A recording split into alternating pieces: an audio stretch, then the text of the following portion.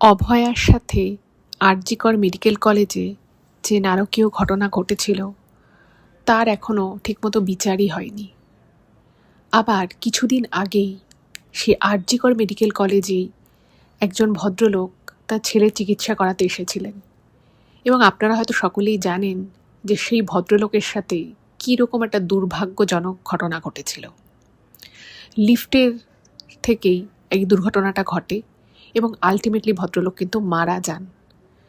এবং নিউজে যে তথ্যগুলো উঠে এসেছে তা থেকে বোঝা যায় যে চাইলে হয়তো ভদ্রলোককে বাঁচানো যেত, কিছু গাফিলতির কারণেই সেটা সম্ভব হয়নি।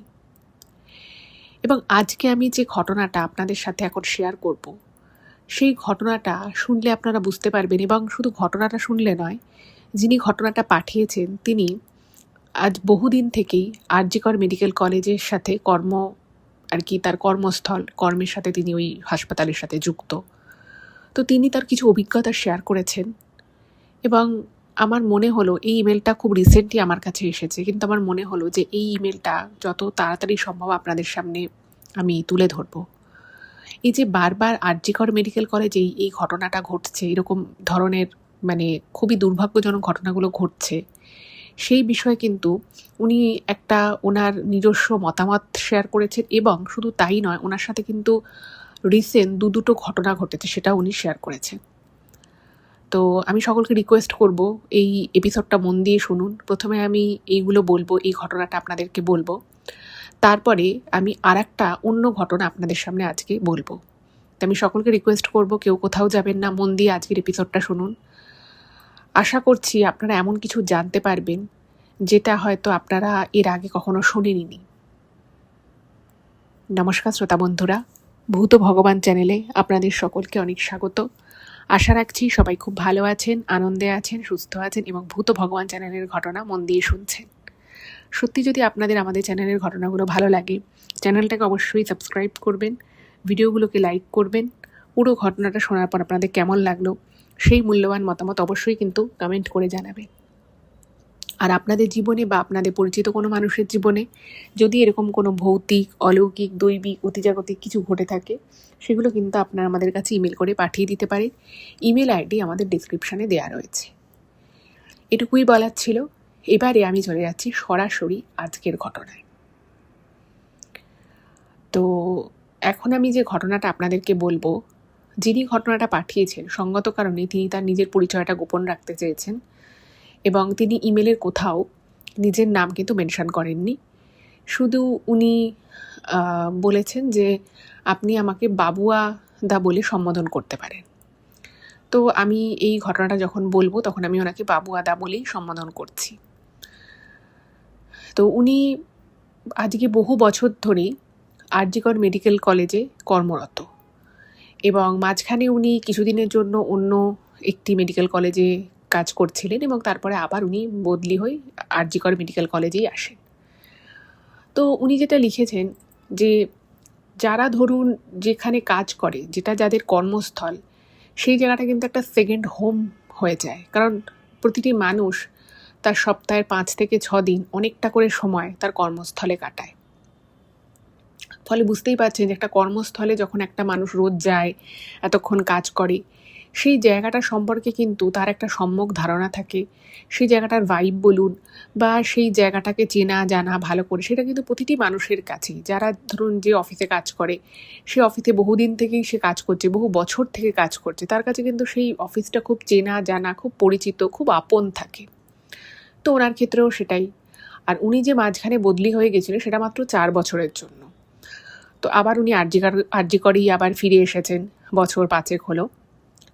তো উনি যেটা জানিয়েছেন যে উনি যখন প্রথম কাজে যোগ দিয়েছিলেন এই আরজিকর মেডিকেল কলেজে, উনি দেখতেন যে বহু মানুষ অনেক দূর দূর থেকে চিকিৎসা করাতে আসে, সবই ঠিক আছে। এবং ওনার কিন্তু কখনো এই আরজিকর মেডিকেল কলেজটাকে কখনো অজানা, অচেনা কখনোই মনে হয়নি। সবসময় লোকজন রয়েছে, প্রচুর দূর দূর থেকে অনেক পেশেন্ট, তাদের বাড়ির লোক সবাই আসে, চিকিৎসা পরিষেবা নেয়। কিন্তু উনি যেটা জানিয়েছেন যে রিসেন্ট ধরুন 2 বছর থেকে 1.5-2 বছর থেকে ওনার এই আরজিকর মেডিকেল কলেজ, মানে যখনই উনি ওনার বাড়ি থেকে বেরোন এবং যখনই ওই মেডিকেল কলেজের ভিতরে উনি ঢোকেন ওনার কাজের জায়গায়, যদিও আরজিকর মেডিকেল কলেজটা অনেক বড়, তো যেখানে পার্টিকুলার উনি কাজ করেন বা যে জায়গার ওনার বেশি যাতায়াত আছে, উনি লিখেছেন যে জানি না কেন আমার মনটা প্রচণ্ড ভারাক্রান্ত হয়ে যায় এবং খুব ভারী লাগে মনটা, ভালো লাগে না কোনো কিছু, মানে কাজ করছি ওই অবধি, কিন্তু আগে যে মানে আমার নিজের কর্মক্ষেত্র, সেখানে যে আমি একটা টান অনুভব করতাম, একটা কাজের একটা পজিটিভ ভাইব পেতাম, সেটা আমার 1.5-2 বছর ধরে একদমই আর আমি পাই না। এবার দেখুন, এই অভয়ার সাথে যে নারকীয় ঘটনাটা ঘটেছে, সেটা ঘটার পরে সকলের মনেই একটা ভীষণ খারাপ লাগা কাজ করেছে। সবাই চেয়েছে, ইভেন এখনও চায়, যে বা যারা এই ঘটনার সাথে যুক্ত সবাই শাস্তি পাক, সেটা সবাই চাইছে। এবং সেই জায়গার মানে সেই আরজিকরে যখন কোনো মানে মানুষ, সে ধরুন কাজে গেছে, তাদের প্রত্যেকেরই কিন্তু একবার করে মনে হয়েছে যে এই সেই জায়গা যেখানে অভয়ের সাথে এরকম খারাপ কাজটা হয়েছিল। এবার মানে ঘটনাচক্রে এই আরজিকরেই উনি কাজ করেন, ফলে সেটা সেই বিষয়টা একটা ওনার মনে ব্যাকগ্রাউন্ডে কোথাও একটা সেই ট্রেস কাজ করে, সেটা তো স্বাভাবিক, এটা হতেই পারে। কিন্তু উনি যেটা ইমেলে মেনশন করেছেন যে ম্যাডাম, আমি এই জন্য মানে এই ঘটনাটা এখানে ঘটেছে বলে যে আমার মনটা ভারাক্রান্ত, সেটা আলাদা ব্যাপার ছিল, কিন্তু আমার মানে বেশ কিছুদিন থেকেই মানে প্রায় ধরুন এই ঘটনাটা ঘটার আগ থেকেই ওনার মনে হতো যে ওই জায়গাটার ভাইবটা যেন কীরকম একটা চেঞ্জ হয়ে গেছে। মানে উনি যে মুহূর্তে অফিসে ঢুকতেন, ওনার কাজের জন্য উনি ঢুকতেন আরজিকরে, তখন থেকে ওনার না কীরকম একটা গা ভারী ভাব লাগতো এবং ওনার মনটা কীরকম যেন একটা মানে অজানা অচেনা একটা বিষণ্ণতা ওনাকে নাকি গ্রাস করতো। এবার দেখুন, অনেক সময় যেটা হয় যে কাজের খুব প্রেশার থাকলেও কিন্তু মানুষ এরকম একটা ফিল করে, কিন্তু উনি এইখানটা একটা খুব মানে স্পষ্ট ক্ল্যারিফিকেশন দিয়েছেন যে ওনার কাজের ক্ষেত্রে কিন্তু যে হঠাৎ প্রচণ্ড কাজের চাপ বেড়ে গেছে এরকম কিন্তু কিছু নয়, বাট ওনার বারবার মনে হতো যে মানে যে মুহূর্তে উনি আরজিকর ছেড়ে বাইরে বেরিয়ে এলেন তখন কিন্তু আবার সব কিছু ঠিকঠাক লাগছে, বাট আবার হয়তো উনি খাওয়া দাওয়া করতে বাইরে গেছিলেন, আবার ধরুন উনি আরজিকরের ভিতরে ঢুকলেন, আবার ওনার মনে হতো সব কিছু যেন কিরকম একটা ভারী লাগছে।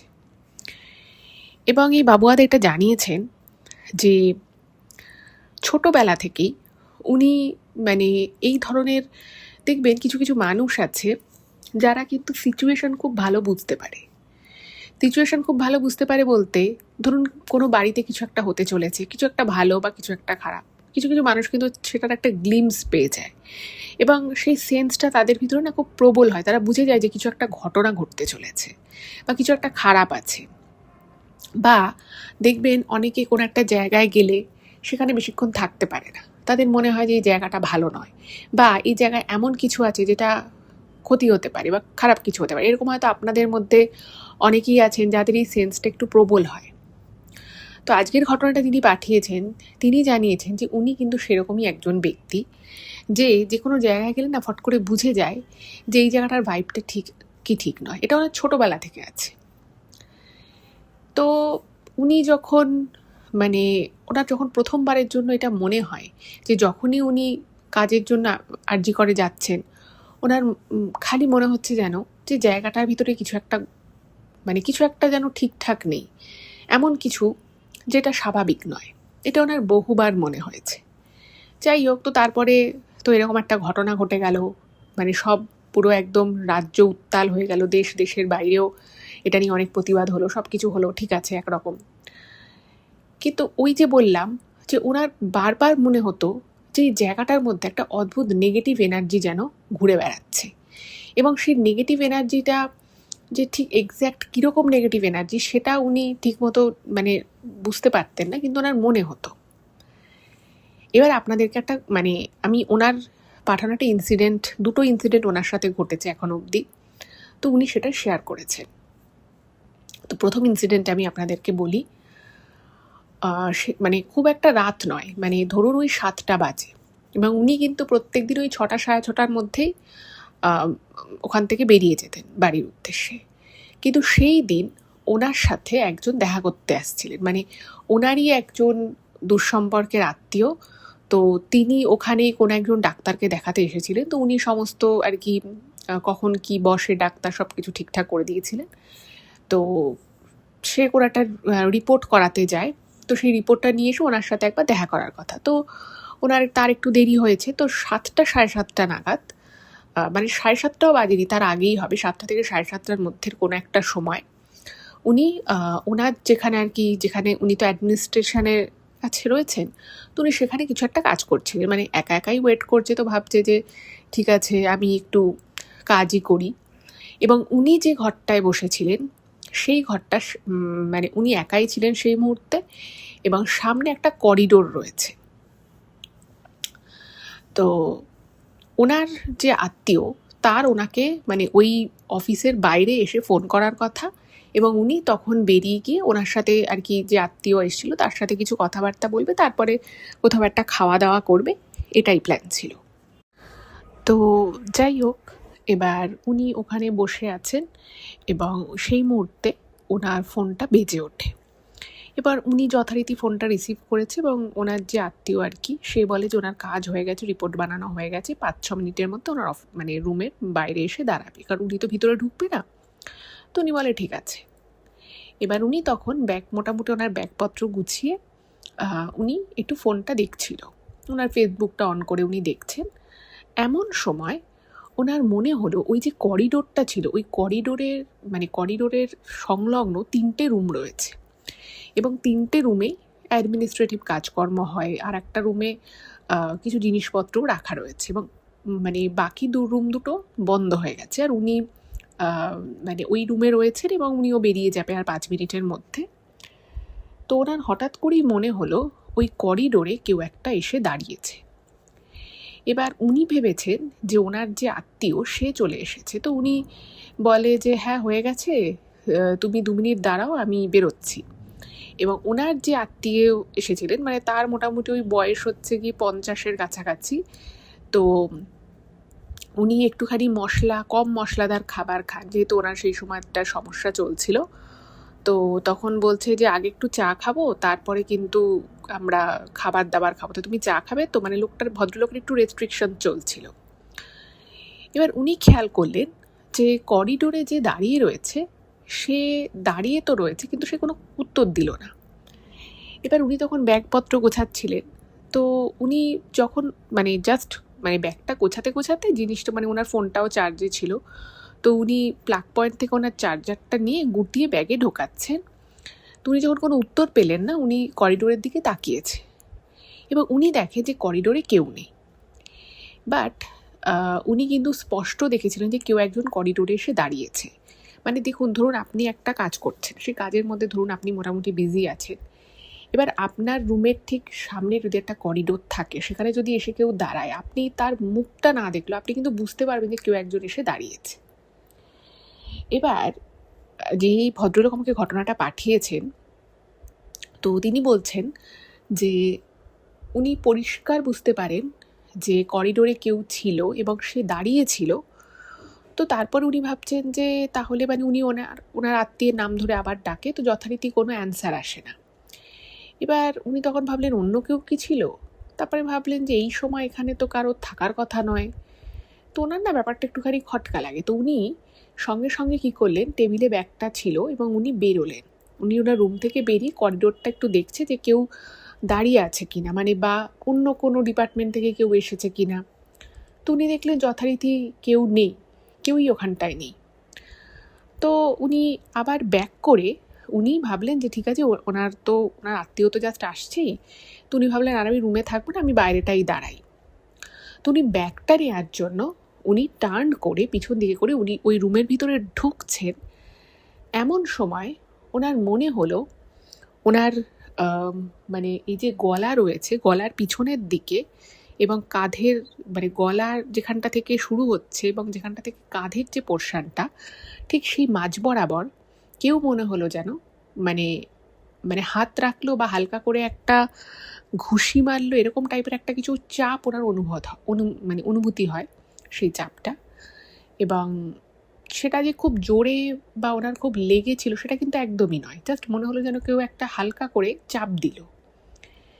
এবং সঙ্গে সঙ্গে ওনার সারা শরীরে একটা অদ্ভুত রকমের অস্বস্তি শুরু হয়ে যায়।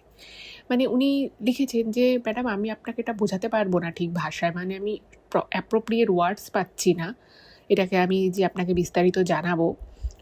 শুধু এটুকু জানাচ্ছি আপনাকে যে আমার সারা শরীরে একটা অদ্ভুত রকমের মানে একটা তরঙ্গ খেলে গেল মনে হলো, খুব হালকা করে কেউ যদি ইলেকট্রিক শক খায় যেরকম একটা হবে ঠিক সেরকম মনে হলো। এবং মুহূর্তের মধ্যে ওনার মনে হচ্ছিল যে উনি আর দাঁড়িয়ে থাকতে পারছেন না।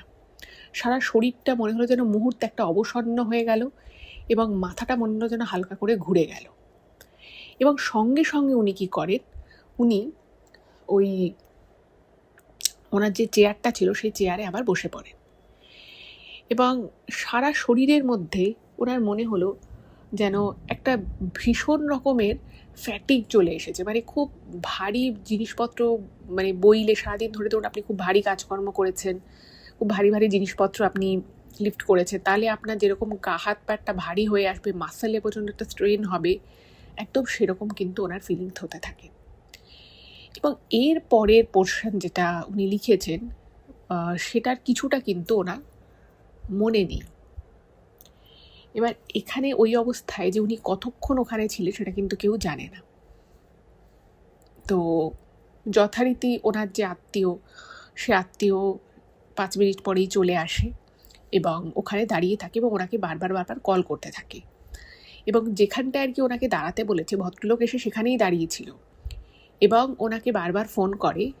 তো বাবুদা যেটা জানিয়েছেন যে উনি দেখতে পাচ্ছে যে ওনার ফোনে বারবার ওনার সে আত্মীয় ফোন করছে, বাট ওনার মানে কোনো মানে কার্যক্ষমতা ওনার শরীরে কিছু ছিল না। মানে উনি যে ফোনটা রিসিভ করবে বা উনি ওখান থেকে বেরিয়ে ব্যাগ নিয়ে বেরিয়ে উনি মানে দেখা করবে, মিট করবে ওনার আত্মীয়ের সাথে, মানে এরকম কিচ্ছু করার ক্ষমতা নেই। শুধু উনি চোখ দিয়ে ফ্যাল করে দেখছেন যে ওনার ফোনটা বাজছে এবং ওনার ফোনটা কিন্তু একদম টেবিলের উপরেই ছিল, বাট ওনার শরীরে সেই জোরটা নেই যে উনি ফোনটা রিসিভ করবেন।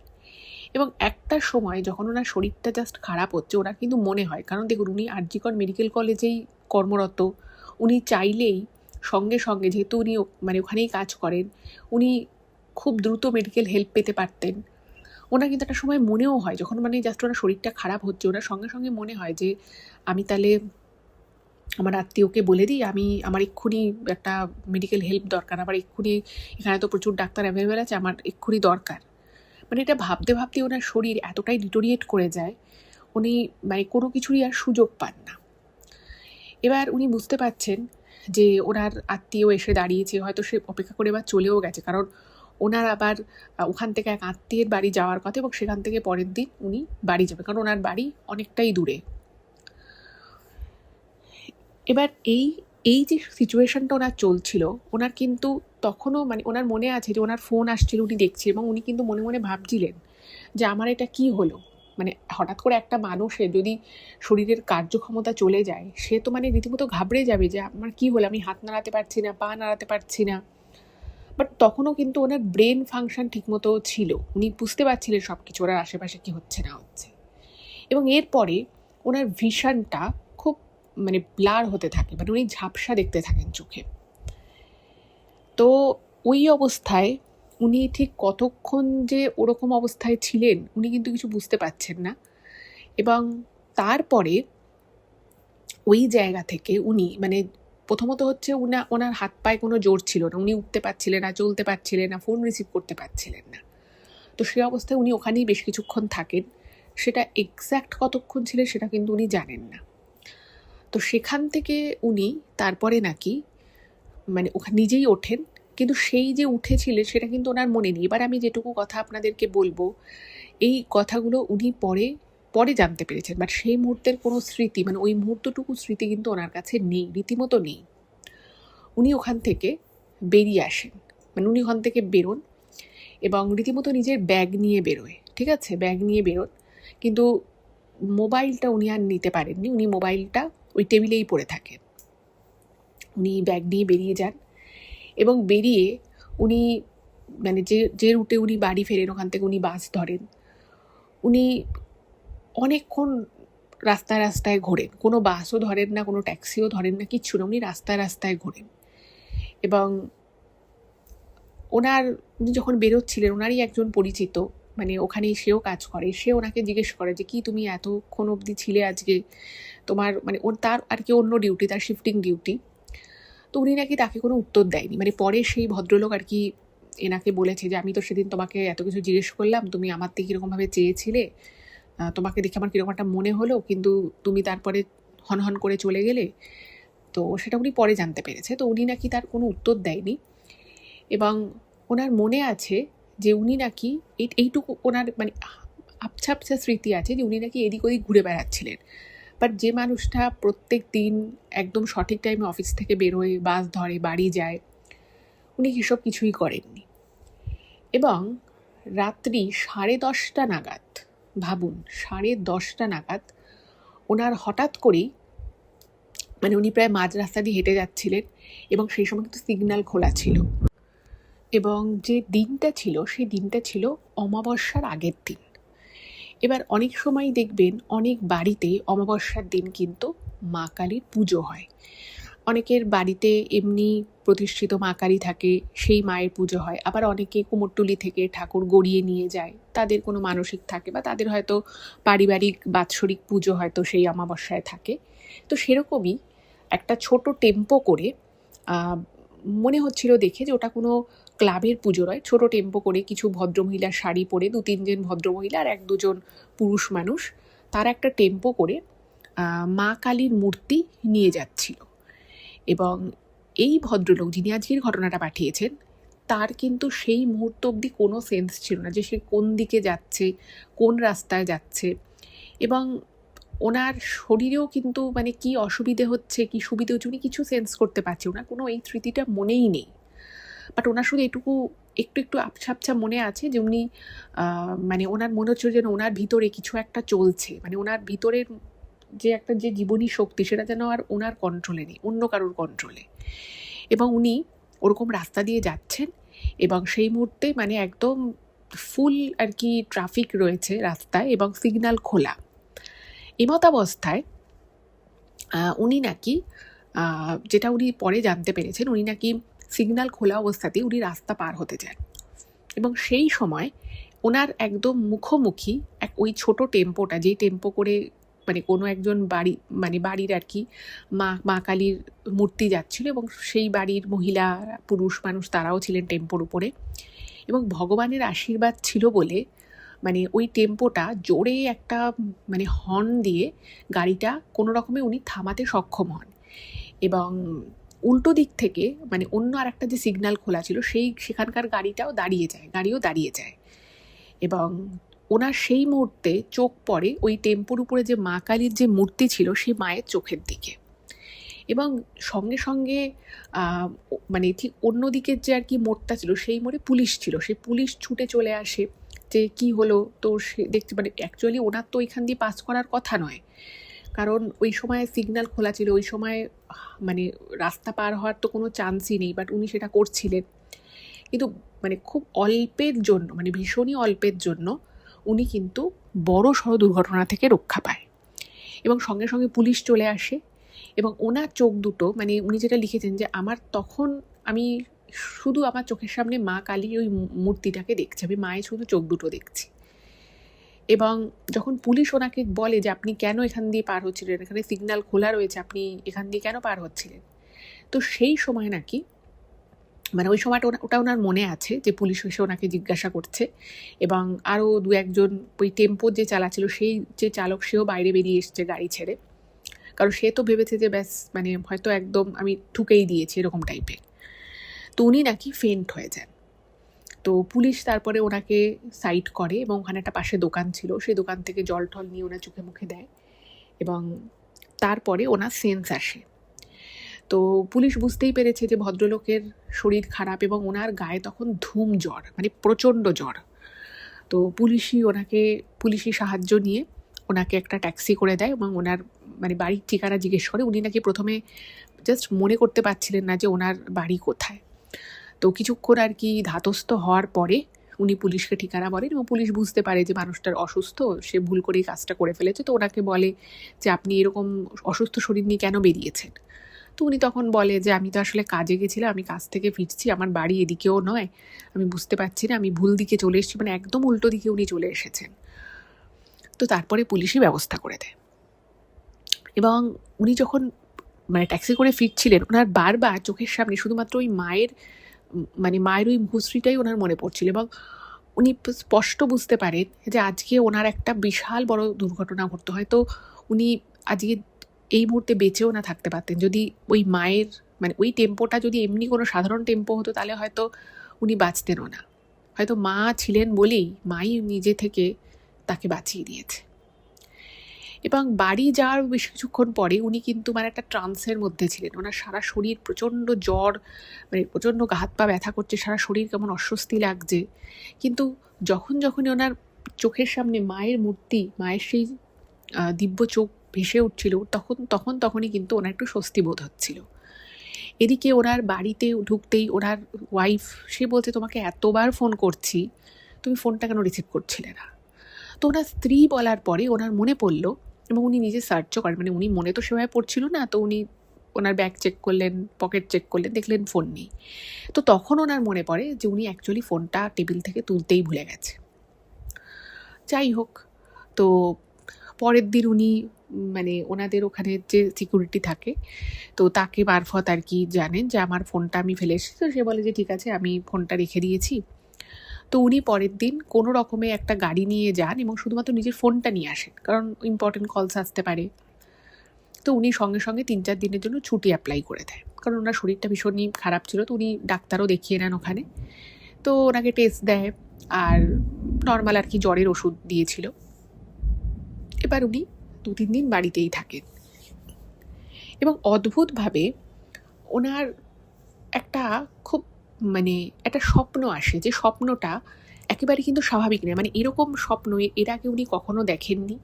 আর এরকম স্বপ্ন যে উনি দেখতে পারেন বা এরকম স্বপ্ন হঠাৎ করে ওনার কেন এলো, সেটা নিজেও কিন্তু উনি জানেন না। তো সেদিন মোটামুটি স্নান টান করে, জ্বর হয়েছিল তো উনি তাও প্রত্যেকদিন অফিস থেকে এসে স্নান করতেন। তো সেদিনও উনি স্নান করেন এবং স্নান টান করে যখন উনি শুয়েছেন, শোয়ার পরে না উনি একটা স্বপ্ন দেখেন। উনি স্বপ্নে দেখছেন ওই যে করিডোরটা, উনি যেখানে আর কি যে অফিসের যে ঘরটায় উনি বসেন, তার পাশে যে করিডোরটা রয়েছে, ওই করিডোরে উনি দেখছেন যে দুটো পা দিয়ে কেউ একজন চলাফেরা করছে, কিন্তু উনি তার সারা শরীরটা দেখতে পাচ্ছেন না, শুধুমাত্র পা দুটোকে দেখতে পাচ্ছেন। এইরকম একটা স্বপ্ন উনি দেখেন এবং যথারীতি শরীরও ভালো ছিল না, মনও একটা অদ্ভুত রকমভাবে ভারাক্রান্ত হয়েছিল। ওনার ঘুমটা ভেঙে যায় এবং ঘুমটা ভেঙে যাওয়ার পরে ওনার একটা মুহূর্তের জন্য মনে হলো যে পা দুটোকে উনি স্বপ্নে দেখলেন, যে ওই ওনার আরজিকরের ওই যে করিডোরটা ওখানটা উনি দেখেছিলেন, ঠিক সেম পা দুটো মনে হলো যেন উনি ওনার ঘরে দেখলেন। একটা মুহূর্তের জন্য, জাস্ট ওই 1-2-3 সেকেন্ড ম্যাক্সিমাম হবে।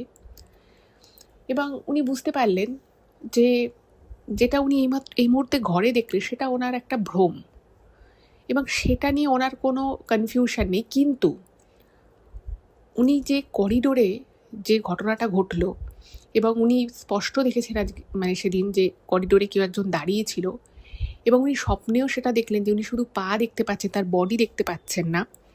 এটা কিন্তু ওনাকে বেশ বেশ ভাবিত করে তুলল, কারণ বেশ কিছুদিন থেকেই ওনার কেমন একটা আনক্যানি ফিলিংস আসছিল।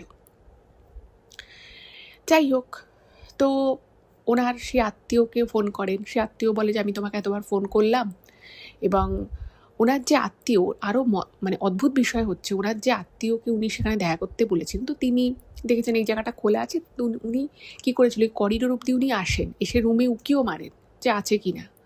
উনি দেখেন উনি কিন্তু এই বাবুয়া তাকে কিন্তু দেখতে পান না।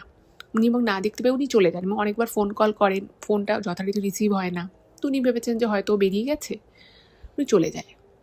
এবং যেহেতু পরের দিন সারা রাত ওনার ফোনটা অফিসেই পড়েছিল, ওখানেই পড়েছিল আর কি, ফলে পরেও ফোন করেছিলেন সেই আত্মীয়, সে কিন্তু পায়নি। যাই হোক, তো উনি ফোন করে ওই আত্মীয়ের কাছে ক্ষমা চান, বলে যে দেখো আমার ওই দিন শরীরটা ভালো ছিল না। তো উনি আর কি বলবে, এত কিছু আর এক্সপ্লেন করেনি, বলেছে আমি বেরিয়ে গেছিলাম, বেরিয়ে একটু মানে একজন ডাক্তারের সাথে একটুখানি আলোচনা করছিলাম, আমার শরীরটা ভালো লাগলো। সে বলে ঠিক আছে, কোনো ব্যাপার না। তো ওই ব্যাপারটা তো মিটে যায়। যাই হোক, তো 2 দিন পরে উনি বেশ সুস্থ বোধ করেন এবং উনি আবার আরজি করে নিজের কাজে যান। এবং এরপর থেকেই ওনার ওই করিডোরটাকে, মানে করিডোর বলুন বা ওই যে একটা সিঁড়ি রয়েছে ওখানে, পুরো জায়গাটাতেই ওনার কীরকম একটা মানে একটা অদ্ভুত রকমের ভারী ভাব উনি ফিল করতেন। এবং উনি যখন ওনার স্ত্রীকেই সমস্ত কথাটা বলেন, ওনার স্ত্রী ওনাকে একটা কথা বলেছিল, যে কথাটা কিন্তু উনি খুব একটা ফেলতে পারেননি। ওনাকে বলে যে দেখো, তুমি যেখানে কাজ করো সেখানে বহু জায়গা থেকে বহু মানুষ আসে, চিকিৎসা করাতে আসে, সবাই চিকিৎসা পেয়ে সুস্থ শরীরে বাড়ি ফিরে যায়, কিন্তু এমনও তো অনেক পেশেন্ট থাকে যাদের হয়তো অনেক মুমূর্ষু অবস্থা থাকে, তারা হয়তো সেখান থেকে আর ফেরত আসে না। তো হতেই পারে যে মানে একটা হাসপাতালে সেখানে প্রচুর হাহাকার থাকে, মানুষের কান্না, দুঃখ, কষ্ট সব কিছুই থাকে। তো বলে যে হয়তো সেসব কারণেই তোমার এরকম মনে হচ্ছে। তো তখন ওনাকে ওনার স্ত্রী একটা ঠাকুরের ছবি আর একটা ঠাকুরের এক জায়গার ফুল ওনাকে বলেছে যে তুমি এটা ব্যাগে রাখো। মানে উনি বলছিল যে দেখো, হয়তো এরকম কিছুই না, কিন্তু যেহেতু তোমার এটা ফিলিংস আসছে সেই জন্যই তুমি এটা রাখো। আচ্ছা, এখানে উনি একটা জিনিস শেয়ার করেছেন, উনি কিন্তু ওনার স্ত্রীকে এত কিছু বলেননি। মানে এই যে উনি প্রথমে আর কি এত কিছু বলেনি সেই সময়, যে উনি অন্য রাস্তায় ঘন্টার পর ঘন্টা হেঁটেছেন, এত কিছু উনি বলেনি। তাতেই ওনার স্ত্রী কিন্তু বেশ উদ্বিগ্ন হয়ে পড়ে। তো তারপরে ওনাকে বলছে যে তুমি এটা রাখো, এটাতে ভালো হবে। যাই হোক, তো তারপর থেকে উনি সন্ধ্যের সময় কখনোই ওইখানে থাকতেন না, মানে একা তো থাকতেনই না। তো এরকমভাবে বেশ কিছুদিন কাটান এবং তারপরে কিন্তু আর ওনার সাথে বেশ কিছুদিন কোনো ঘটনা ঘটেনি। রিসেন্ট মানে এই ধরুন 2 মাস আগে ওনার সাথে একটা ঘটনা ঘটে। সে 2 মাস আগে যে ঘটনাটা ঘটেছিল সেটা কিন্তু মানে মানে এই বিষয়টা তো ওনার মনের একটা ছিল, এবং উনি মনে প্রাণে একটা জিনিস বিশ্বাস করতেন যে একটা কোনো নেগেটিভ এনার্জি বা একটা কোনো নেগেটিভ জিনিস ওই জায়গাতে আছে। এবার সেটা কেন আছে, কী জন্য আছে, সেটা কিন্তু উনি জানেন না, কিন্তু ওনার সবসময় মনে হতো যে একটা কিছু তো এখানে ডিফারেন্ট আছে। সেটা কি, সেটা উনি জানেন না, বাট ওনার মনে হতো যে মানে সারাদিনে তাও একরকম, মানে সারাদিনেও একটা কীরকম ভারী ভাব, বাতাসে একটা ভারী একটা যেন দীর্ঘ নিঃশ্বাস, সব কিছু যেমন উনি ফিল করতে পারেন, বাট তাও চলে যায়। কিন্তু বিকেলের পর থেকে যখন জায়গাটা অনেকটা ফাঁকা হয়ে যায়, তখন কিন্তু মানে চেহারাটা আরও পাল্টে যায় ওখানে। তো রিসেন্ট এই 2 মাস আগে একটা খুব ভয়ের ঘটনা ওনার সাথে ঘটে। এই ঘটনাটা কিন্তু একদম ভর দুপুরবেলা ওনার সাথে ঘটে। ঘড়িতে তখন সময় হচ্ছে ওই 2:30 হবে। উনি মানে একজন ওনার কালিগের সাথে ওই করিডোরটারই বাইরে একটা কিছু অফিসিয়াল কাজ নিয়ে কথা বলছে, এবং ওনার সেই যে কালিগ, সে মানে পাশের যে বিল্ডিংটা রয়েছে সেই বিল্ডিংয়ে উনি আর কি বসেন। আর আমাকে যিনি ঘটনাটা পাঠিয়েছেন তিনি হচ্ছেন এই বিল্ডিংয়ে বসেন, এবং সেই বিল্ডিংয়ে যে করিডোরটা রয়েছে সেই করিডোরের বাইরে উনি ওনার সেই কালিগের সাথে কথা বলছিলেন। এবার মোটামুটি যখন কথা হয়ে যায়, তো সেই মানে কালিগ তার বিল্ডিংয়ের দিকে চলে যায়, সে যে বিল্ডিংয়ে বসার উনি এই দিকে করিডোরে ঢুকেছে। তো ঢোকার সাথে সাথে উনি দেখেন যে একজন ভদ্রমহিলা একটি সুতির শাড়ি পরে, মানে একদম ঘোমটা দিয়ে মোটামুটি মুখটা ঢেকেই দাঁড়িয়ে রয়েছে, এবং ওনাকে খুব আস্তে আস্তে খুব ভয়ে ভয়ে আর কি একটু সংকোচ বোধ করে ওনাকে বলে যে আমি অনেক দূর থেকে এসেছি, আমি প্রথমবার আরজি করে এসেছি, তো আমি তো কিছু চিনি না, তো এই ডিপার্টমেন্টটা বলে একটা অমুক একটা ডিপার্টমেন্টের নাম বলছে যে অমুক ডিপার্টমেন্টটা কোন দিকে, আমি অমুক ডাক্তারবাবুর সাথে দেখা করতে চাই। তো তখন উনি বলছেন যে দেখুন, ডিপার্টমেন্টটা তো এদিক দিয়ে, মানে উনি ডিরেকশান দেয় যে এদিক দিয়ে যান, এদিক দিয়ে বাঁদিকে বেঁকে সোজা গেলেই আপনি ওই ডিপার্টমেন্টটা পেয়ে যাবেন। তো বলে যে দেখুন, ওই ডাক্তারবাবুর সাথে আপনি এখন কথা বলতে পারবেন কিনা সেটা তো আমি জানি না, কিন্তু আপনি ডিপার্টমেন্টটা ওখানে গিয়ে পাবেন। এবং ওই ডিপার্টমেন্টের পাশে আবার উনি আবার জিজ্ঞেস করে যে মানে ওনার কোনো একজন আত্মীয় ভর্তি আছে, বলছে যে আমি তাকে দেখব। তো বলছে দেখুন, এখন তো ভিজিটিং আওয়ার নয়, তো ভিজিটিং আওয়ার হলে আপনি দেখতে পারবেন। এবং সেটাও জিজ্ঞেস করে যে সেটা কোন দিকে। তো ইনি বাবু তার ডিরেকশান সেটাও বলে দেয় যে কোন দিক দিয়ে যেতে হবে। তো ভদ্রমহিলা তখন মাথা নাড়ে এবং সেই সময় ওনার ফোনে একটা ফোন আসে। তো উনিও আর কি ফোনটার দিকে ওনারও কনসেন্ট্রেশন চলে যায়। তো উনি ফোনটা জাস্ট রিসিভ করে হ্যালো বলেছে এবং ঠিক উনি যখন পিছন করে যখন ওনার রুমে ঢুকতে যাবে এবং ওনার রুমে কিন্তু আরও দুজন কাজ করছে, ঢুকতে যাবে ঠিক সেই মুহূর্তে মানে উনি দরজার বাইরেই ওনার পা রয়েছে, মানে উনি জাস্ট স্টেপ ইন করবেন রুমে, ঠিক পিছনে ওই ভদ্রমহিলা খুব বিচ্ছিরি রকমের, উনি যেটা লিখেছেন ইমেলে যে আমি আপনাকে এই ভয়েসটার যে ঠিক কীরকম ছিল সেটা আমি ভাষায় আপনাকে ওভাবে বলে তো বোঝাতে পারবো না, কিন্তু শুধু এটুকু বলতে পারি মানে কোনো মানুষের গলা থেকে ওরকম একটা অদ্ভুত এবং অদ্ভুত কর্কশ একটা গলায় হাসি, এটা কিন্তু খুব একটা স্বাভাবিক নয়। মানে কোনো মানুষ ফট করে কিন্তু ওরকমভাবে হাসতে পারবে না। আর প্রথম কথা এটা। দ্বিতীয় কথা হচ্ছে যে ওই ভদ্রমহিলা একটা ডিপার্টমেন্টে ডাক্তার দেখাতে এসছে এবং ওনার কোনো একজন পরিচিত ভর্তি রয়েছে তাকে দেখতে এসছে, এবং উনি একটা সুতির শাড়ি পরে মুখ ফুক একদম ঢেকে ঘোমটা দিয়ে ঢেকেছিলেন। এবার উনি ওনাকে জিজ্ঞেস করেছে, উনি উত্তর দিয়েছেন, কিন্তু এরপরে ভদ্রমহিলার ওখানে ওই রকম বিকটভাবে একটা চাপা, মানে বিকটভাবে বাট লাউড নয়, সেটা কিন্তু খুব জোরে নয়, ওভাবে হেসে ওঠার কিন্তু কোনো মানে কি বলবো কোনো রিজনই ছিল না। উনি যে কেন এভাবে হাসলেন সেটা উনি বুঝতে পারেন, এবং সঙ্গে সঙ্গে ওনার মানে উনি ভাবেন যে উনি এভাবে হাসলেন কেন, উনি আমার থেকে ইনফরমেশান চাইলেন, আমি ওনাকে ইনফরমেশান দিলাম, বাট স্টিল উনি এভাবে হাসছেন কেন। তো সেই কৌতূহলবশত যে মুহূর্তে উনি পিছনে তাকান, মানে উনি দেখেন যে ভদ্রমহিলা, যার হাইট হয়তো ছিল ওই 5 ফুট 1-2 ইঞ্চি হবে, উনি দেখছেন যে সেই মহিলা একদম বেটে হয়ে গেছে, মানে ধরুন ওই 2.5-3 ফুট মতো হয়ে গেছে, এবং সে গুটগুট করে হেঁটে হেঁটে ওই রাস্তা দিয়ে চলে গেল। এবং এটা দেখে উনি কি করেন, সঙ্গে সঙ্গে মানে ভাবলো যে এটা তো ঠিক না। আর হঠাৎ করে মানে ওই ভদ্রমহিলা একজন অ্যাডাল্ট মানুষের যেরকম হাইট হয় সেখান থেকে এত ছোট হয়ে গেল কি করে, সেটা ওনার কাছে কিন্তু ভীষণ আর কি অবাক লাগে। তো উনি কী করেন, সঙ্গে সঙ্গে উনি দৌড়ে, মানে বেশি তো আর ডিস্টেন্স ওই মহিলাটা এগিয়ে যায়নি, উনি দৌড়ে ওনার পিছন গিয়ে সামনে ভেবেছে গিয়ে জিজ্ঞেস করবে যে আপনি এভাবে হাসলেন কেন। ঠিক সেই মুহূর্তে মানে উনি মোটামুটি চলে গেছেন কাছাকাছি, ঠিক সেই মুহূর্তে ওনাকে পিছন থেকে কোনো একজন কালিক ডাকে। তো স্বাভাবিকভাবেই যেই মুহূর্তে ওনাকে ডেকেছে উনি জাস্ট পিছনে ঘুরে তাকিয়েছে, এবং তাকিয়ে উনি জাস্ট ওনার কালিককে বলেন যে হ্যাঁ আমি আসছি বলে, যে মুহূর্তে উনি সামনে তাকিয়েছে, মানে এই পিছনে তাকানো আর পিছন থেকে এসে সামনে তাকানো, এর মাঝখানে ডিফারেন্স হচ্ছে ম্যাক্সিমাম ওই 3-4 সেকেন্ডের। এবার আপনারাই ভাবুন 3-4 সেকেন্ডের মধ্যে ওই মহিলা কি করে উধাও হয়ে যেতে পারে, মাত্র 3-4 সেকেন্ডে। এবং উনি যেটা জানিয়েছেন যে ওই জায়গাটা পুরো সোজা একটা ফাঁকা জায়গা, মানে আশপাশে কোনো বিল্ডিং নেই, আশপাশে কোনো কিছুই নেই, ফলে ওই 3-4 সেকেন্ডের ডিফারেন্সে ভদ্রমহিলা উধাও হয়ে যেতে পারে না বা অন্য কোনো বিল্ডিংয়ে ঢুকে যেতে পারে না। কারণ ওটার নিয়ারেস্ট যে বিল্ডিংটা রয়েছে সেই বিল্ডিংটাও হেঁটে যেতে গেলে বা কেউ যদি দৌড়েও যায় অ্যাটলিস্ট 40-50 সেকেন্ড সময় লাগবে, অ্যাটলিস্ট, মানে খুব জোরেও যদি কেউ দৌড়ে যায়। ফলে এটা একেবারেই অবাস্তব যে কেউ ওখানে, মানে কোনো মানুষ যদি হয় সে হেঁটে বা দৌড়ে চলে যেতে পারে, আর যদি সে দৌড়োয় একটা দৌড়ানোর আওয়াজ তো পাওয়া যাবে, এক্ষেত্রে কিন্তু সেটাও হয়নি। এবং এই পুরো বিষয়টা উনি পুরো হতভম্ব হয়ে যান, এবং উনি ওনার যে একজন কালিগ ছিল তাকে কথাটা রীতিমতো জানায় যে এরকম একটা ঘটনা ঘটলো। তো উনি মানে ওনার যে কালিগ সে একদমই ব্যাপারটা বিশ্বাস করে, সে বলছে কী বলছে, এরকম আবার হয় নাকি। কিন্তু এটা ওনার সাথে হয়েছিল, ওনার সাথে কিন্তু এক্স্যাক্ট এটাই হয়েছিল।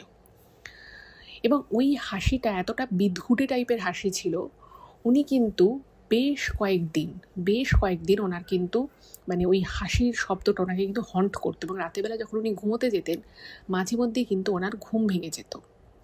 এবং প্রতি মুহূর্তে উনি যখনই আরজি করে আর কি ঢুকতেন, ওনার প্রতি মুহূর্তে মনে হতো যেন একটা মানে কিছু একটা নেগেটিভ ওখানে রয়েছে, কিছু একটা এমন রয়েছে বা একটা এমন কোনো এনার্জি, একটা এমন কোনো শক্তি ওখানে রয়েছে যেটা খুব একটা ভালো নয়। এবং ওই যে বললাম যে দেখুন সব মানুষ হয়তো সব কিছু ফিল করতে পারে না, অনেকেই হয়তো ওখানে যায় কাজ করে, বাট সবাই হয়তো সেটা ফিল করতে পারে না, বাট মানে কিছু কিছু মানুষ কিন্তু এগুলো ফিল করতে পারে। দেখুন এই কিছুদিন আগে লিফটে যে দুর্ভাগ্যজনক ঘটনাটা ঘটলো, অবশ্যই যেটা মিডিয়াতে শোনা গেছে, যে খবরটা উঠে এসেছে যে ওনাকে চাইলে বাঁচানোই যেত, সত্যি মানে এরকম একটা ঘটনা যে লিফটের চাবি পাওয়া যাবে না, এটা সত্যি খুব দুর্ভাগ্যজনক।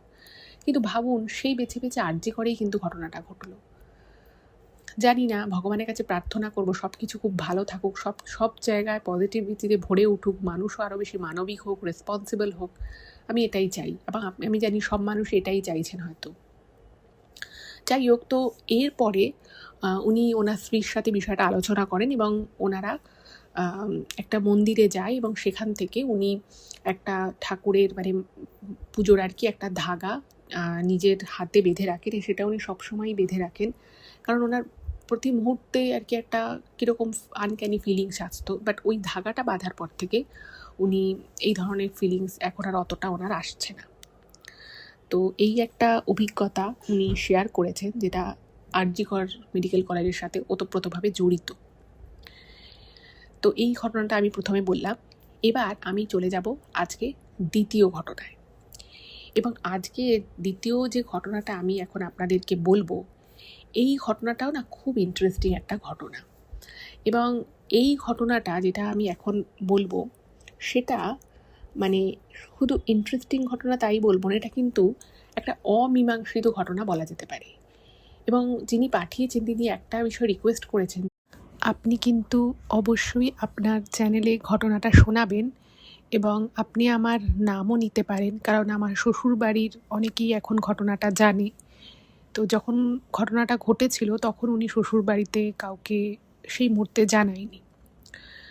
তো উনি এটাও বলেছেন যে আমি জানি আমি হয়তো কিছু করেছি, বা যেটা আমি করেছি সেটা হয়তো আমার না করলে ভালো হতো, তো প্লিজ আমাকে কেউ জাজ করবেন না। যদি এমনি কোনো কমেন্ট করতে চান আপনারা প্লিজ করতে পারেন, এটা উনি জানিয়েছেন আমাদের চ্যানেলের দর্শকদের উদ্দেশ্যে। তো এবারে আমি ঘটনাটা বলি। ঘটনাটা কিন্তু সূত্রপাত হচ্ছে ওনার শ্বশুর বাড়িতে। ওনার যেদিন বউ ভাত, তো সেই দিন তার আগের দিন আর কি, যেদিন উনি বিয়ে হয়ে শ্বশুর বাড়িতে এলেন, সেই দিনকার থেকেই ঘটনাটা সূত্রপাত। তো এই ঘটনাটা আমাকে শ্রীময়ীদি লিখে পাঠিয়েছেন বেহালা থেকে। আচ্ছা, শ্রীময়ীদি যেটা জানিয়েছেন যে উনি ছোটবেলা থেকেই একটি মধ্যবিত্ত পরিবারে বড় হয়েছেন, এবং উনি ছিলেন ওনার সেই পরিবারের একমাত্র মেয়ে, অর্থাৎ ওনার কাকা জ্যাঠা সবারই ছেলে। পুরো বাড়িতে একটি মেয়ে, আর সেটা হলো এই শ্রীময়ীদি। এবার ছোটবেলা থেকে মধ্যবিত্ত পরিবার হলেও খুব আদরে ভালোবাসায়, এবং যখন উনি যা চেয়েছেন সেটাই পেয়েছেন, এইরকম একটা এনভায়রনমেন্টে ওনার ছোট থেকে বড় হয়ে ওঠা। এবার ওনার জন্য যখন ওনার বয়স 18 হয়, তখন ওনার জন্য সম্বন্ধ দেখা শুরু হয়। আজ থেকে বেশ অনেক বছর আগেকার ঘটনাই বলছি। ওনার ছেলেমেয়েরা এখন বেশ বড় বড়ই হয়ে গেছে। তো ওনার জন্য সম্বন্ধ দেখা শুরু হয়, এবং যখন ওনার 19 বছর বয়স, তখন ওনারা একটি ভালো পরিবারের একটি ভালো ছেলের সাথে ওনার বিয়ে ঠিক করে দেয়। এবং বাড়িটা মানে একসময় আর কি ওনার শ্বশুর বাড়ি বেশ বনেদি বাড়ি ছিল।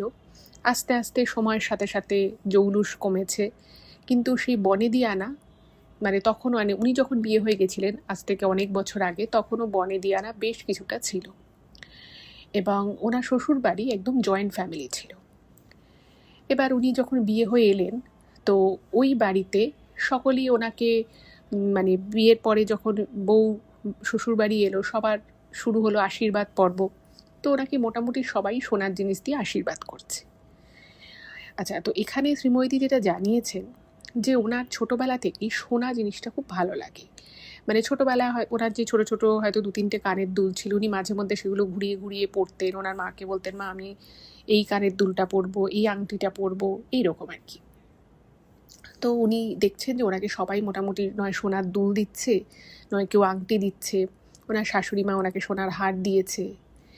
এবার উনি মানে বিয়ের সময় আর কি, বিয়ের আগ দিয়ে ওই বাড়িতে ওনার মাসি শাশুড়ির বেশ কিছু গল্প শোনেন, যে ওনার মাসি শাশুড়ি খুব মানে তার একটা সময় খুব বড়লোক বাড়িতে বিয়ে হয়েছিল, বনেদি বাড়িতে কলকাতার।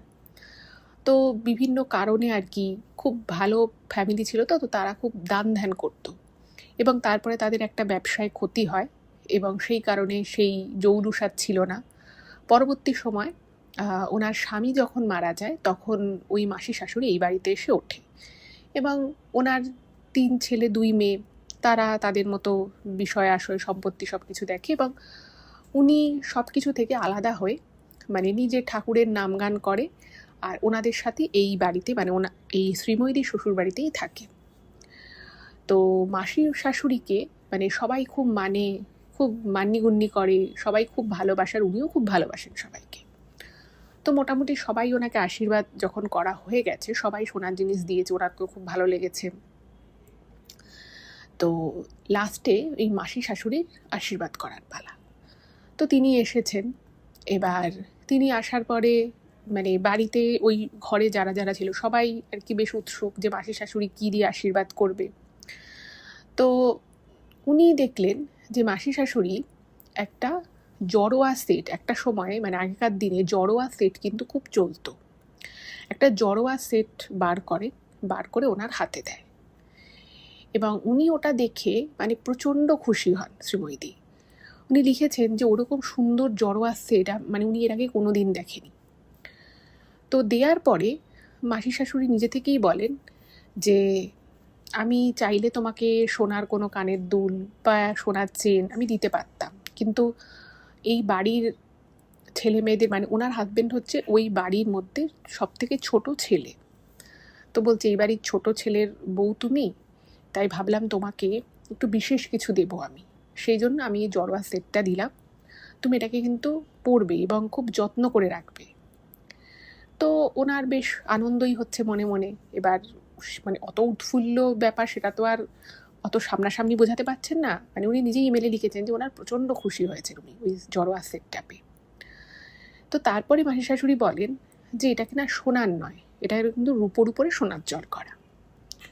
এবার যে মুহূর্তে শ্রীময়ী শুনলেন যে হারটা সোনার নয়, সোনার উপরে মানে রূপোর উপরে সোনার জল করা, ওনার মনটা একটুখানি খারাপ হয়ে গেল যে এত সুন্দর দেখতে হারটা, আমি তো ভাবলাম সোনার, এটা সোনার নয়।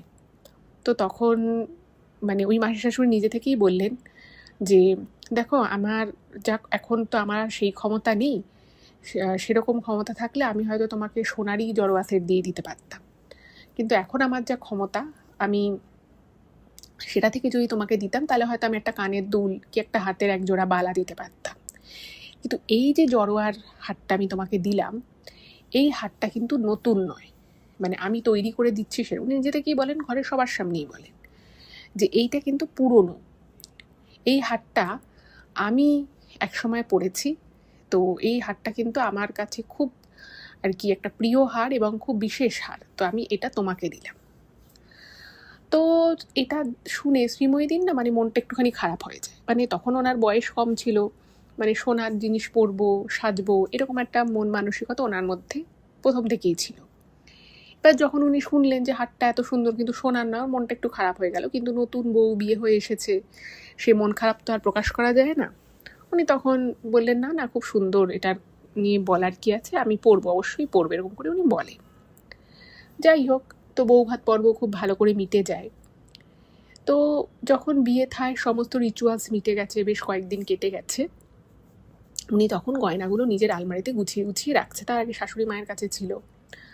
তো শ্রীময়ীদির মানে অনেক সোনার জিনিস পেয়েছে, তো সোনার জিনিসগুলোকে উনি ভালো করে ওনাদের তখন পুরোনো দিনের শ্বশুরবাড়িতে যে পুরোনো দিনের আলমারি ছিল সেখানে একটা সিন্দুক ছিল, তো সিন্দুকে সাজিয়ে রেখেছেন ভালো করে।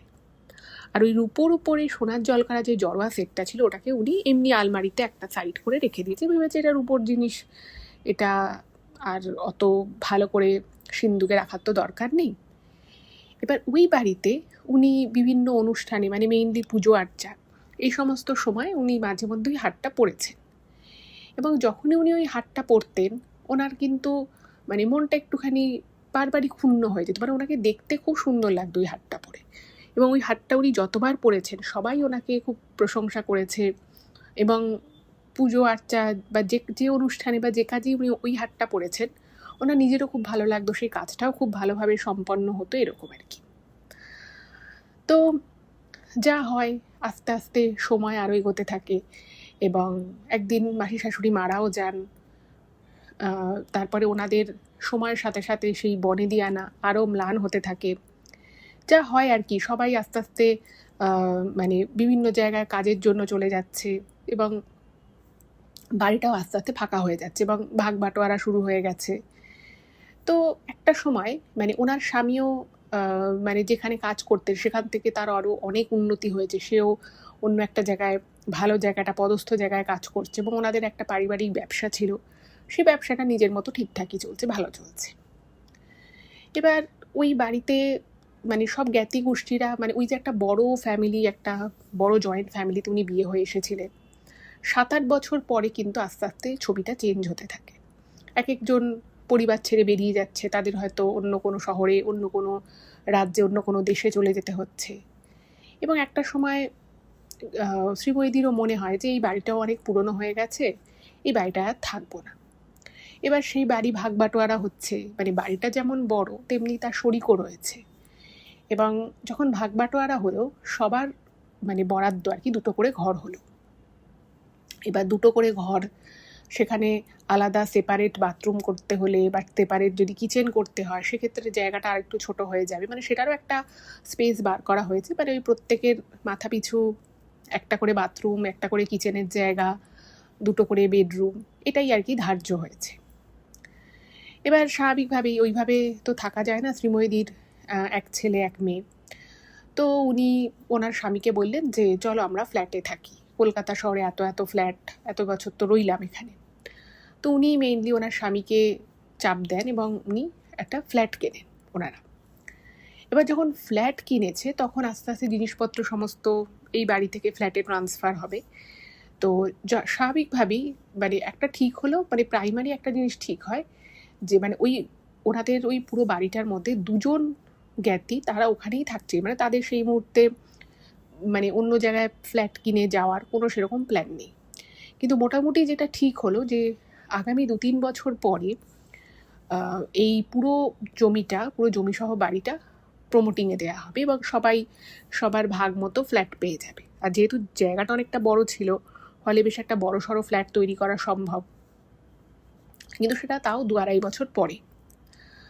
তো এবারে কি হলো, ঘর থেকে যখন সমস্ত ভ্যালুয়েবল জিনিসপত্র নিয়ে যাওয়া হলো, উনি কিন্তু ওই হাটটা রেখে গেলেন, মানে দরজা তো বন্ধ থাকবে আর হাটটা তো কেউ নিয়ে যাচ্ছেন, উনি ওই পুরনো যে ওনার ঘরে যে আলমারিটা ছিল সেই আলমারিতেই ওই জড়োয়া সেটটা উনি রেখে দিলেন এবং যথারীতি সোনার জিনিসপত্র সব বাকি ভ্যালুয়েবলস যা যা ছিল সব উনি অন্য নতুন ফ্ল্যাটে নিয়ে যান।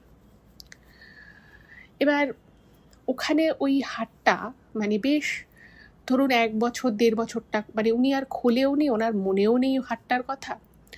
এবার একদিন হঠাৎ করেই কথা প্রসঙ্গে ওনার হাজব্যান্ডের সাথে উনি কিছু একটা নিয়ে কথা বলছিলেন, ওনার হাটটার কথা মনে পড়ে। তো ওনার হাজব্যান্ড বলে যে তোমার মাসি শাশুড়ি যে ওই হাটটা দিয়েছিল তোমায়, তো সেটা কোথায়? তো শ্রীময়ীদি বলেছে ওটা তো বাড়িতে আছে, পুরনো বাড়িতে। তো বললো না না, ওটা ওখানে রেখো না, এরপরে আমাদের লোকজন যখন আমরা প্রমোটিংয়ের জন্য কথাবার্তা বলবো, লোকজন আসবে, মাপজোক করবে, তোমাকে আশীর্বাদ করে ভালোবেসে দিয়েছিল, ওনার স্মৃতি, ওটা নিয়ে এসো একদিন। তো যথারীতি ওনারা এরপরে যেদিন বাড়ি যায়, সেই পুরনো বাড়ি, সেখান থেকে নিয়ে আসে। এবার এই হাটটা যখন ওনাকে ওই ওনার মাসি শাশুড়ি দিয়েছিলেন আশীর্বাদ করে, তখন না উনি একটা কথা বলেছিলেন যে হতে পারে হাটটা রূপোর, কিন্তু এর মানে এর যা মূল্য তা কিন্তু সোনার থেকেও বেশি, তুমি হাটটাকে যত্নে রাখবে, এরকম করে আর কি বলেছিল। এবার অত বছর আগে, তখন মানে ওনার বিয়ে হয়ে গেছে ধরুন 10 বছর হয়ে গেছে, বা 10 বছর আগে ওনাকে ওই রূপোর হাটটা দিয়ে কী বলেছিল না বলছিল এই সমস্ত না মানে উনি অতটাও আর মনে রাখেনি। যাই হোক, তো এরপরে একদিন একটা ঘটনা ঘটে, সেটা হচ্ছে যে শ্রীময়ীদির হাজব্যান্ডের একজন বন্ধু, মানে বেশ ছোটোবেলাকার বন্ধু, সে অন্য জায়গায় থাকে, অন্য রাজ্যে থাকতো, তো সে একদিন এসেছে ওনাদের নতুন ফ্ল্যাটে। এবং ফ্ল্যাটে এসেছে কারণ ওনাদের ওই ফ্ল্যাটে ওনারা একটা পুজোর আয়োজন করেছিল এবং পুজোর সাথে সাথে একটা গেট টুগেদার বলা যেতে পারে, ওই পুজোর প্রসাদ খাওয়ানো আর কি, সব বন্ধু বান্ধবদের ডেকে, আত্মীয় পরিস্বজন সবাইকে ডেকে একটা আর কি ছোটো অনুষ্ঠানের আয়োজন করা হয়েছিল। এবার যেহেতু সেই সময় উনি আবার গয়নাপত্র ব্যাংকের লকারে রেখেছিলেন, তো উনি ভাবলেন যে ঠিক আছে তাহলে এই জড়োয়া সেটটাই পরি। এবার ওনার হাজব্যান্ডের যে বন্ধু এবং তার ফ্যামিলি, মানে তার স্ত্রী এবং তার 2 মেয়ে, তারাও এসেছে। তো ওরা না মানে বেশ বড় লোক, তো কথাবার্তা হয়, তো তো কথাবার্তা হয়ে যেটা জানতে পারে যে ওদের টাকা পয়সা ভালো মতো আছে, কিন্তু ওদের সংসারে না কোনো শান্তি নেই ওই ফ্যামিলিটার আর কি। তো বউটা কথায় কথায় বলে যে আমার 2 মেয়ে একদম পড়াশুনোয় কোনো মন নেই, সারাক্ষণ টিভি দেখে, একদম কথা বললে শোনে না। মানে উনি ওনার মনের দুঃখের কথা কিছু শেয়ার করেন। এবং কথা বলতে বলতে হঠাৎ করে ওই মহিলার চোখ পড়ে এই শ্রীময়ীদির গলার দিকে, এবং উনি ওই হারটা পরেছিলেন। উনি বলছেন, বাহ, এই হারটা তো খুব সুন্দর। তখন শ্রীময়ীদি বলছে যে হ্যাঁ সুন্দর, কিন্তু এই হারটা সোনার নয়। কিন্তু মানে ওনার না সবসময় একটা মনের মধ্যে খেদ ছিল প্রথম থেকেই, যে এত সুন্দর হারটা যদি সোনার হতো তাহলে কত ভালো হতো। তো তখন উনি বলে যে এটা তো রূপোর হার। কিন্তু ওই ভদ্রমহিলার ওই হারটা ভীষণ পছন্দ হয়ে যায়। তো উনি মানে সেই দিনই আর কি ওই একদিনেরই আলাপচারিতা, এবং যখন সন্ধেবেলা ওনারা চলে যাবে তো তখন ওই ভদ্রমহিলা বলছে যে তোমাকে একটা কথা বলবো। তখন শ্রীমতী বলছে হ্যাঁ বলুন।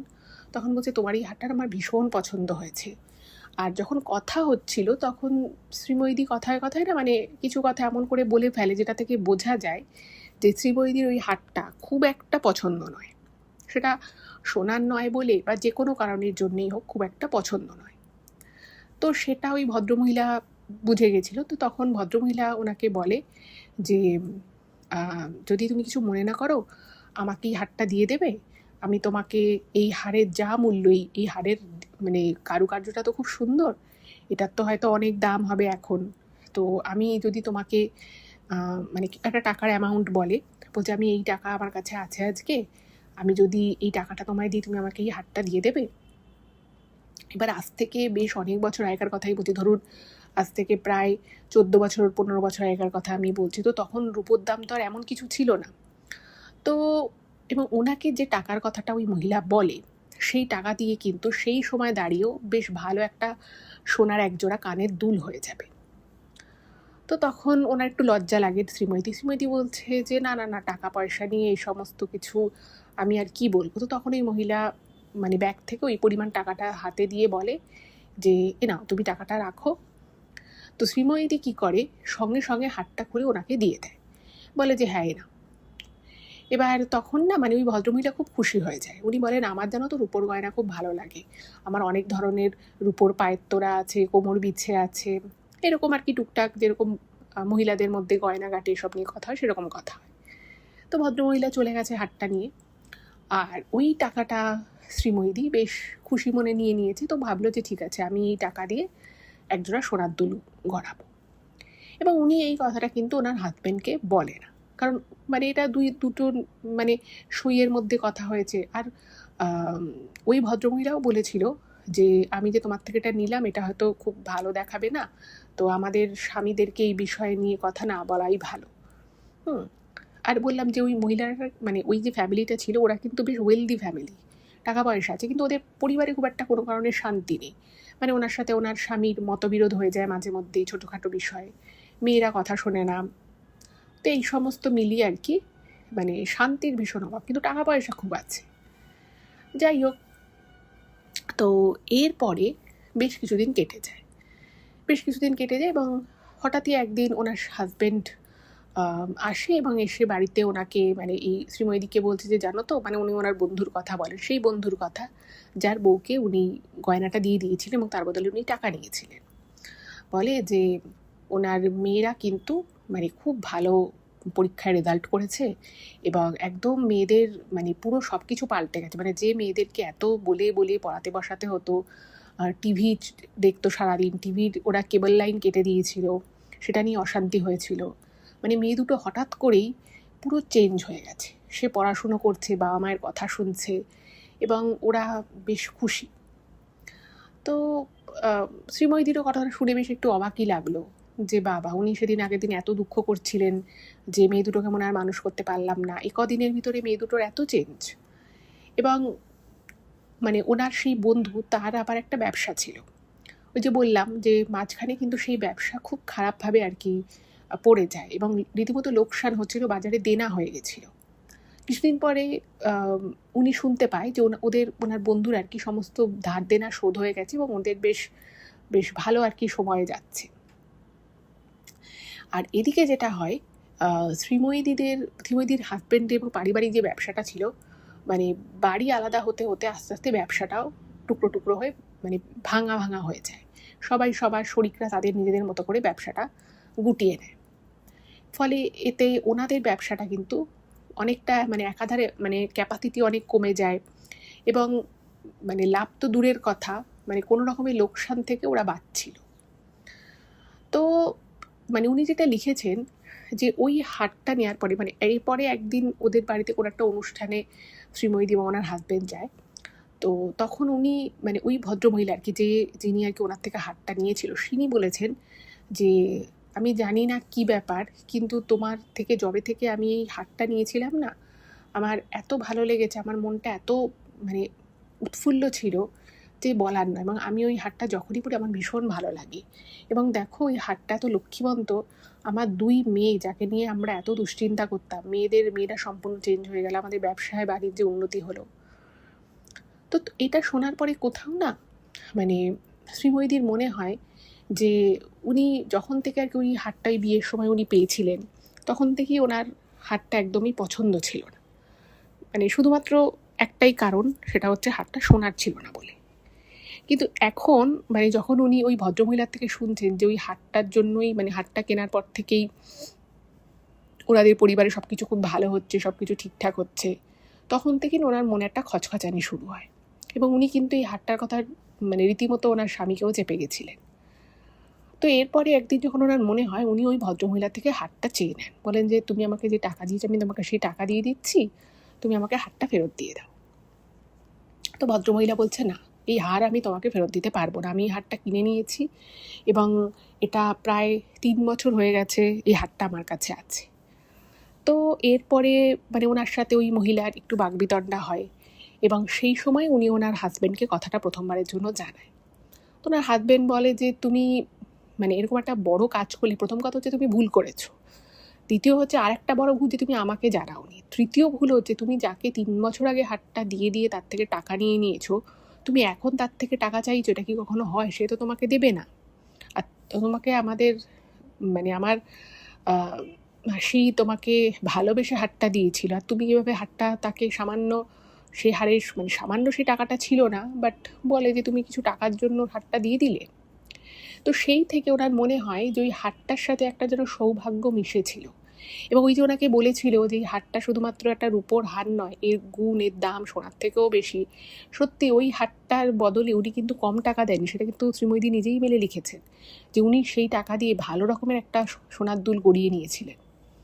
সেটা হয়তো গড়িয়ে নিয়েছিলেন, কিন্তু ওনার আজও আফসোস হয় যে ওই হাটটা উনি কেন দিয়েছিলেন। ওই হাটটা যদি আজকে ওনার কাছে থাকতো তাহলে হয়তো মানে ওনার ছেলে মেয়েদেরও আরও অনেক উন্নতি হতো, ওনাদেরও হয়তো আয় উন্নতি আরও বাড়তো।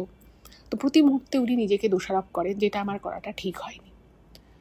যাই হোক, আমি আর কিছু বলবো না, কারণ ওনার অলরেডি খারাপ লাগছে। বাট যাই হোক, ভগবান হয়তো এটাই চেয়েছিলেন, এভাবে হয়তো এটাই হওয়ার ছিল, তাই হয়েছে। এটা নিয়ে আর আমার মনে হয় খুব বেশি ভাবনা চিন্তা করার দরকার নেই। তো এটাই ছিল আজকে দ্বিতীয় ঘটনা। কেমন লাগলো জানাবেন। যদি ভালো লাগে প্লিজ চ্যানেলটাকে সাবস্ক্রাইব করে ভিডিওগুলো একটু সকলের সাথে শেয়ার করে দেবেন। খুব ভালো থাকবেন, দেখা হবে আবার পরের এপিসোডে। নমস্কার।